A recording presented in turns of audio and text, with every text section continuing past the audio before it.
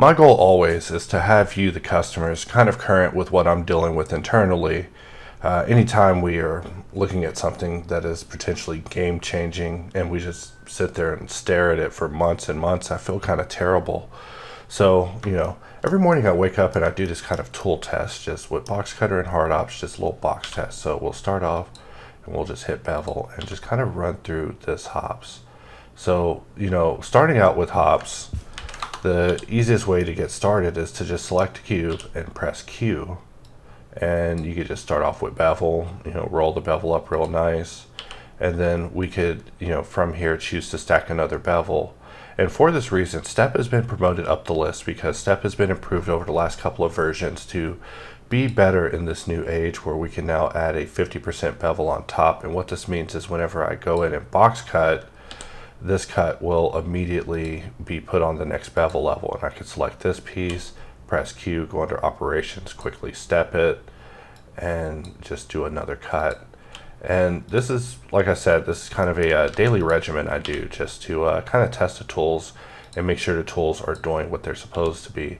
In fact, once this test is complete, then I feel that I'm free to begin playing with the other parts of hard ops and begin pushing the limits and start making the more troublesome assets that I love to test myself as a conundrum of.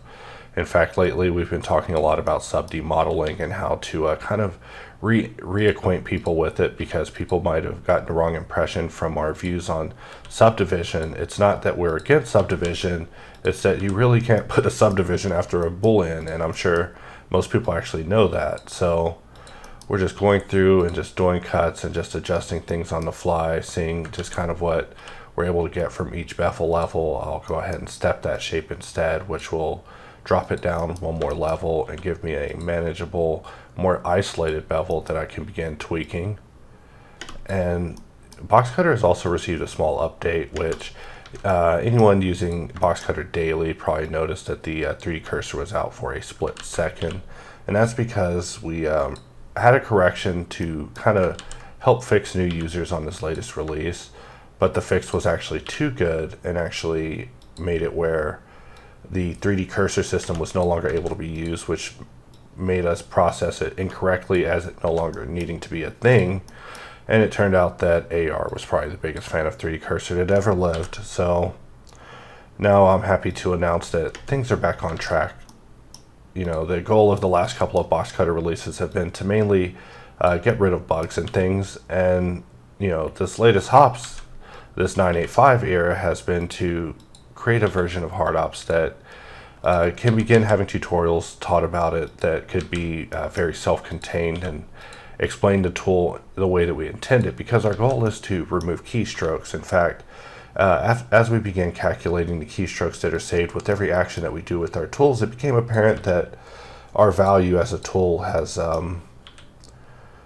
increased dramatically with every iteration, because our goal is to simply make the tool easier to use. And through the complaints and criticisms that we receive, we're able to further refine the sauce and the formula to get a result that is a lot more applicable to the next person coming in. So we do a lot of changes on the daily to ensure that everything is flowing exactly as it's supposed to. So just creating something like this, just a moment, but it's my favorite way to start my day. In fact, you guys are probably getting tired of me doing videos just talking about, going to Box City. But the trip to Box City is a trip where you can really see the tools in a nutshell in a self-contained universe as far as what their intended results is supposed to be when they're used optimally. Of course, when you begin adding complications like curves and whatnot, then you have to begin thinking more dynamically, which is where certain lessons come into play. And for that reason, I recommend Gleb's latest course, which definitely covers more intermediate topics than his previous course, which was more of a basics fundamental thing. But now I feel that it's definitely at a level that all users should be able to grasp. So continuing on, we're going to select everything, press Alt-M, and just control click to just jump through blank material scroll, and we don't even see what results we're getting.